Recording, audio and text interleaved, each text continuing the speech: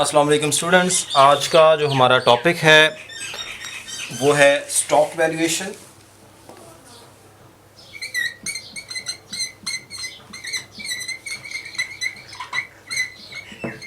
जैसे हमने bond valuation perform की थी कि अगर हम एक बॉन्ड मार्केट से परचेज करना चाहते हैं तो we need to calculate that how much value we must pay for this particular bond. इसी तरह अगर हम स्टॉक की बात करें तो स्टॉक की भी हम वैल्यूएशन परफॉर्म करते हैं कि if you want to buy a particular stock from the market और if you want to sell a particular stock in the market, what is its true value at which the bond should be sold और purchased. तो वो कैसे करते हैं वो हम आज के लेक्चर में इंशाल्लाह उस पर डिस्कशन करेंगे।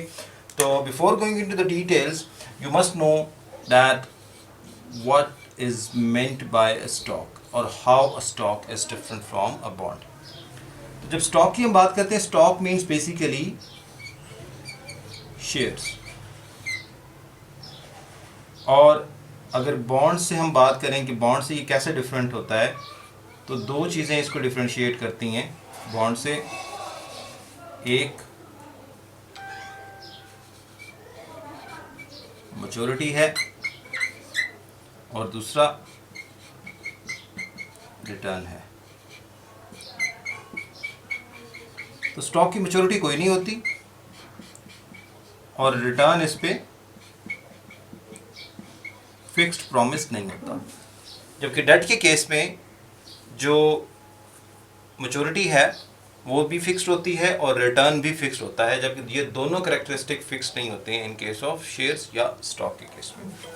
तो जो स्टॉक होल्डर्स होते हैं किसी भी फर्म के, basically they are the real owners of the firm and they have voting rights. But apart from this voting right, they get their return in two shapes. One is dividend and the other one is capital gain. ये वो दो source हैं किसी भी stock holder के लिए कि जिनसे वो अपना रिटर्न अर्न करता है। Now dividend is not fixed, similarly capital gain भी फिक्स्ड नहीं है। डिविडेंड तो वो अमाउंट है जो कि साल के एंड पे शायद कंपनी अनाउंस कर दे and it will be paid to all the shareholders. Capital gain mean कि आपने एक शेयर परचेज किया और फिर उसको सेल कर दिया, तो जो डिफरेंस है सेल और परचेज प्राइस का वो आपका कैपिटल गेन है। फॉर इंस्टेंस अगर मैं 100 रुपये का एक शेयर मार्केट से परचेज करता हूँ और एक साल उसको होल्ड करता हूँ और एक साल के बाद मैं उसको सेल कर देता हूँ, तो बेसिकली 50 रुपीज़ अगर उसको मैं 150 पे बेचता हूँ तो जो वो 50 रुपीज़ है that is my capital gain. और उसी कैपिटल गेन को मैं परसेंटेज में अगर लेना चाहूँ तो उसका जो तरीका है CG percentage is CG divided by P naught. P naught stands for the purchase price और the current price in the market. Okay जी, अब इसके अलावा ये जो स्टॉक्स हैं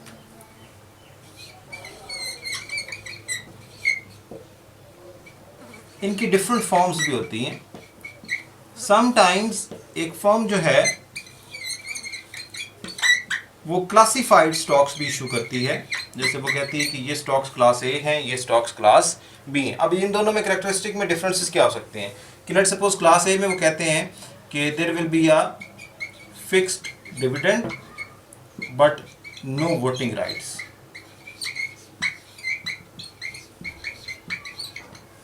क्लास बी में no dividend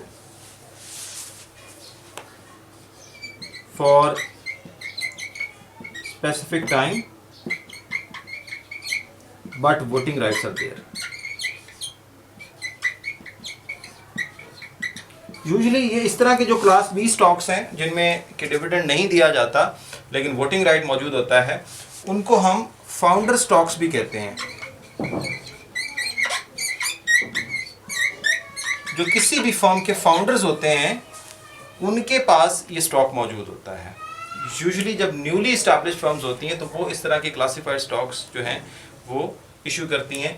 मेन पर्पस उसका ये होता है कि शुरू के सालों में जो फाउंडर्स हैं वो अपने तरीके से अपनी पॉलिसीज़ को इम्प्लीमेंट करना चाह रहे हैं, तो वो किसी भी एक्सटर्नल स्टॉक होल्डर को वोटिंग राइट नहीं देना चाहते, तो वो कहते हैं कि 5 सालों तक जो क्लास ए होल्डर्स हैं they would not have any kind of voting rights, but they will keep on receiving the dividend. Alternatively, the founder stocks जो है उसमें dividend नहीं दिया जाता एक specific time तक, but voting rights are there because they want to implement their policy. Now, let's move towards the valuation of this particular stock. Now, recall the chapter of time value of money, or when we were discussing about the bond valuation, we discussed one basic principle of calculating the value of any particular asset, और वो principal क्या था? Present value of all future CFs, all future cash flows. तो सम, उसका सम अगर ले लें हम, तो that is the value of any particular asset. अब अगर मैं एक स्टॉक की बात करूं, लेट सपोज मैंने एक शेयर परचेज किया या करना चाहता हूं, and I want to hold it for indefinite period of time. I don't know when I will sell this share in the market. तो अगर मुझे पता नहीं है कि मैंने ये शेयर मार्केट में कब सेल करना है, तो ऐसे स्टॉक की मैं वैल्यू कैसे फाइंड आउट कर सकता हूँ?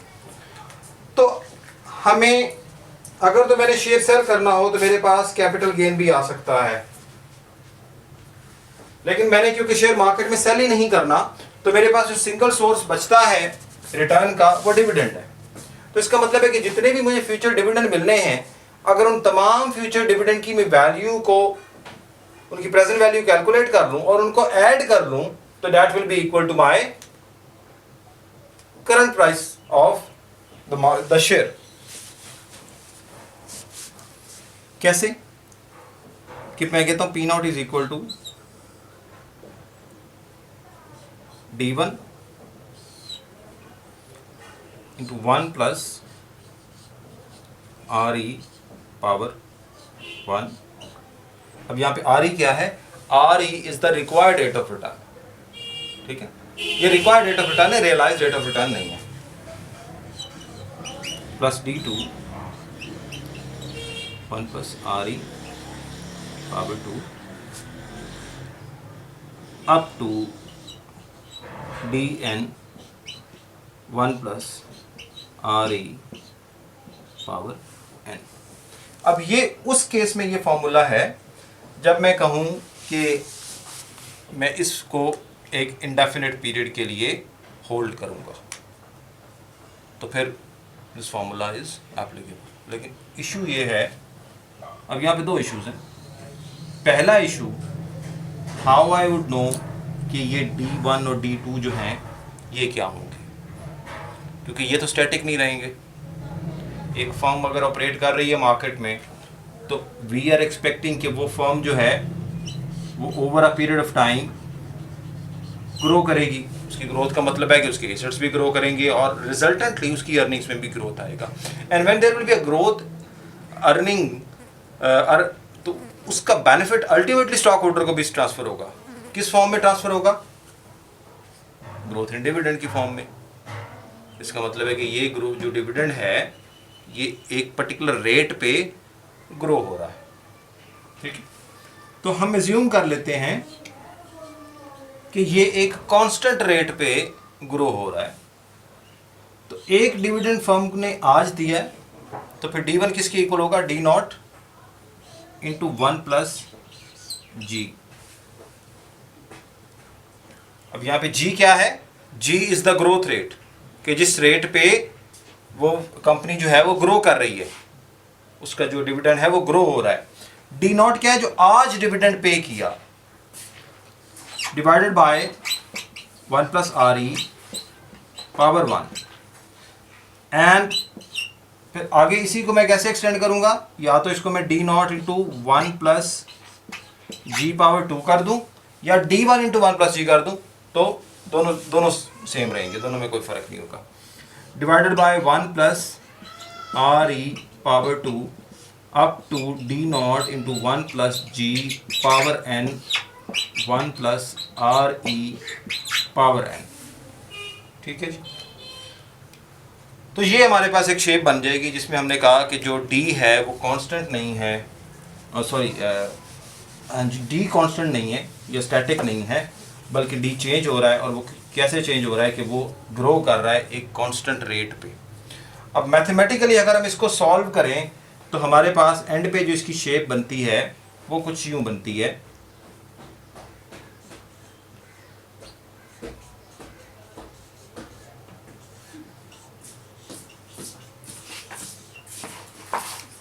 अब यहां पर जी आपके पास ग्रोथ रेट है और आर ई जो है वो हमारे पास रिक्वायर्ड रेट ऑफ रिटर्न है, और इसी तरह जो डी नॉट है ये करंट डिविडेंड है कि आज कितना डिविडेंड पे किया है, आज कितना डिविडेंड पे किया है। तो इस मॉडल को हम कहते हैं कांस्टेंट ग्रोथ मॉडल।